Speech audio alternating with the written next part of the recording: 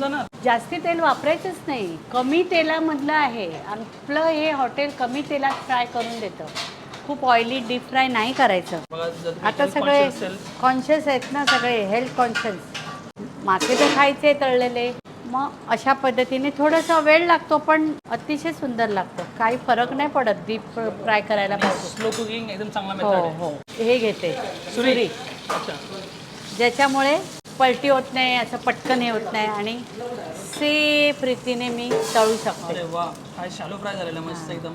ही बाई, ही आता एक साईड झाली, दुसरी साईड पण झाली, पण आपण जरा उलटून बघायला पाहिजे. बघितलं कसं मस्त झालं.